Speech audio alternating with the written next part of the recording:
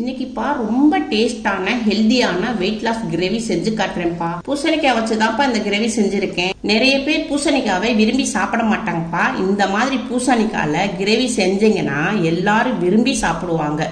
பூசணிக்காயில அதிகமா நார் சத்து இருக்குப்பா. வெயிட் லாஸ்க்கு ரொம்ப ஹெல்ப் பண்ணும். வாங்க எப்படி செய்யலான்னு பார்ப்போம். இப்பப்பா நம்ம இந்த பூசணிக்காவையும் இந்த மல்லி இலையும் வச்சுதான் நம்ம வெயிட் லாஸ் கிரேவி செய்ய போறோம். மஞ்சள் பூசணிக்காய் எடுத்துருக்கோம். வெயிட் லாஸ் ரொம்ப ஹெல்ப் பண்ணும்ப்பா. இதில் நல்லா தண்ணி சத்து நிறைய இருக்குது. அதனால் நம்ம அடிக்கடி இதை சாப்பிட்டோம்னா நம்மளுக்கு வெயிட் லாஸ்க்கு ரொம்ப ஹெல்ப் பண்ணும். இப்போ இதில் உள்ள விதைகளை நம்ம எடுத்துருவோம்.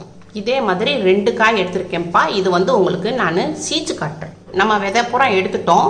இப்போ இதில் உள்ள நடுவில் உள்ள இந்த நார்களை எடுத்துருவோம். இப்போ நடுவில் உள்ள அந்த நாரை பூரா எடுத்தாச்சு. இதை நம்ம வெளியே எடுத்துருவோம். இப்பப்பா நம்ம மஞ்சள் பூசணிக்காயில் உள்ள இது அதில் உள்ள விதைப்பா. இந்த விதையை நம்ம கீழே போட்டக்கூடாது. நம்ம இதை என்ன செஞ்சிடறோம்னா இப்படி ஒரு பிளேட்டில் வச்சு ஓரமாக வச்சு நல்லா காய விட்டுருவோம். காய விட்டோம்னா மறுநாளைக்கு நல்லா காஞ்சிரும். இதோடைய தொலியை நம்ம எடுத்து உள்ள பருப்பை சாப்பிட்டோம்னா அவ்வளோ டேஸ்ட்டாக இருக்கும்ப்பா. பெரியவங்களும் சாப்பிட்லாம், சின்ன பிள்ளைகளுக்கும் கொடுக்கலாம். மென்று சாப்பிடணும் சின்ன பிள்ளைங்க. இந்த விதையிலப்பா அதிகமாக வைட்டமின் ஏ இருக்குது. கண்ணுக்கும் ரொம்ப நல்லதுப்பா. அதனால நீங்க இந்த விதையை கீழே போடாம இதை எடுத்து காய வச்சு நீங்க சாப்பிட்டுக்கோங்க. இப்போ பூசணிக்காயோடைய தோலை நம்ம சீச்சு வெளியே எடுத்துருவோம்ப்பா. பூசணிக்காய் உள்ள தோலை பூரா நம்ம சீவியாச்சு. மேலே உள்ள நாரை பூரா எடுத்தாச்சு. இப்போ இதை நம்ம கட் பண்ணிக்கிடுவோம். இப்பப்பா நான் இப்படி 4 துண்டா நறுக்கியாச்சு. இப்போ இந்த அளவுக்கு நம்ம இப்படி வெட்டி போட்டுக்குவோம். இது நான் உங்கள்கிட்ட 2 காய் சொன்னேன்லப்பா. இது ஏற்கனவே உங்களுக்கு வெட்டி வச்சிருக்கேன். இப்போ இதோட எல்லாத்தையும் வெட்டி போட்டுக்குருவோம்.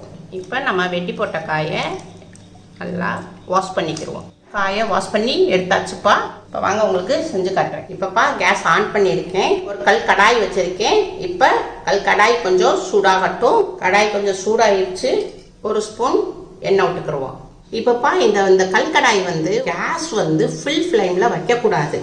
நம்ம மீடியத்தில் தான் வச்சுருக்கோம். ஏன்னா இது கல் சட்டினால சீக்கிரமாக ஹீட் ஆயிரும். அதனால நம்ம மீடியத்தில் வைக்கிறது நல்லது. இப்போ நான் ஒரு பல் பூண்டு பொடியாக நறுக்கியிருக்கேன். இதை போட்டுக்கிடுவோம். இப்போ லைட்டாக இதை வதக்கிக்கிடுவோம். கொஞ்சம் சீரகம் போட்டுக்கிடுவோம். ஒரு பச்சை மிளகாப்பா, இதையும் கொஞ்சம் நறுக்கி போட்டுக்கிடுவோம். இது தனியாப்பா. இதை 1-2 நான் மிக்சியில் அடித்து வச்சுருக்கேன். இது இருக்குல்லப்பா, இப்படின்னு அடித்து வச்சுருக்கேன். இதை நான் ஏற்கனவே உங்களுக்கு காமிச்சிருப்பேன் வெயிட் லாஸோடைய ட்ரிங்க்குக்கு. அதனால் அந்த பவுடரை இப்போ நான் இதில் யூஸ் பண்ணுறேன். இப்போ இதை 1 ஸ்பூன் போட்டுக்குருவோம். இப்போ நம்ம கொஞ்சம் கொத்தமல்லி இலையை இப்படி பொடிசாக நறுக்கி போட்டுக்கிடுவோம். இப்போ இதை லைட்டாக கிண்டி விட்டுக்குருவோம். லைட்டாக வதக்கிக்கிடுவோம்ப்பா. நம்ம வதக்கும் விதையே இந்த கொத்தமல்லியுடைய இலை இருக்குல்லையே, ஃப்ளேவர் அப்படியே நம்மளுக்கு அவ்வளோ நல்ல ஒரு வாசம் வருது. கொத்தமல்லி இலை நம்மளுக்கு வெயிட் லாஸ்க்கு ரொம்ப ஹெல்ப் பண்ணும். உடம்புக்கும் ரொம்ப குளிர்ச்சிப்பா. நீங்கள் கொத்தமல்லி இலை எவ்வளோ நீங்கள் அதிகமாக சேர்க்குறீங்களோ உங்களுக்கு வயிற்றில் உள்ள கெட்ட நீர் பூரா உங்களுக்கு வெளியேறிடும். இப்போப்பா நம்ம நறுக்கி வச்சுருந்த பூசணிக்காவை இதில் போட்டுக்குருவோம். இப்போ இதையும் நம்ம வதக்குவோம். எல்லாத்தையும் மிக்ஸ் பண்ணிக்கிடுவோம். இப்போப்பா நம்ம காய்க்கு தேவையான அளவு உப்பு போட்டுக்கிடுவோம். இது பிங்க் சால்ட்டுப்பா, வெயிட் லாஸ்க்காண்டி. கொஞ்சம் லைட்டாக தண்ணி ஊற்றிருக்கேன். காய் வேகணும், அதனால் தண்ணி கொஞ்சம் விட்டுருக்கேன். 1/4 ஸ்பூன் மஞ்சள் பொடி போட்டுக்கிடுவோம். ஒரு 1/2 ஸ்பூன் ஜீரகப்பொடி போட்டுக்கிடுவோம். 1 ஸ்பூன் நம்ம மிளகாப்பொடி போட்டுக்கிடுவோம். இது காஷ்மீர் மிளகாய் பொடிப்பா. இதில் உரப்பு கம்மியாக இருக்கும், ஆனால் நிறம் நல்லா நிறம் கொடுக்கும். 1/2 ஸ்பூன் கரம் மசாலா போட்டுக்குருவோம்ப்பா. இப்போ இது எல்லாத்தையும் மிக்ஸ் பண்ணிக்கிடுவோம். இப்போப்பா எல்லாத்தையும் நம்ம மசாலா பூரா மிக்ஸ் பண்ணிட்டோம். இப்போ இந்த காய் வேகிறதுக்கு இன்னும் கொஞ்சம் தண்ணி ஊற்றிக்கிடுவோம். காய் வேகணும் இல்லையா, இதை மிக்ஸ் பண்ணிக்கிடுவோம். இப்போப்பா நம்ம மூடி போட்டு ஒரு 10 நிமிஷத்துக்கு மீடியத்தில் வேக விடுவோம். இப்போப்பா நம்ம 10 நிமிஷம் மீடியத்தில் வச்சு வேக விட்டோம். இப்போ நான் ஓப்பன் பண்ணி காட்டுறேன். நம்ம 10 நிமிஷத்துக்கு முன்னாடியே நம்ம என்ன செய்யணும், நம்ம அப்பப்போ ஓப்பன் பண்ணி பார்த்துக்கணும்ப்பா. இல்லாட்டா எனக்கு கீழே பிடிச்சிரும். நல்லா கொஞ்சம் நம்ம கிண்டி விட்டுட்டு அப்புறம் மூடி போட்டுக்கிடணும். இப்போ காய் நல்லா வெந்துருச்சு. எலுமிச்சம்பழம் சாறு விட்டுக்கிறோம். 1/2 எலுமிச்சம்பழம் சாறு விட்டுருக்கோம்.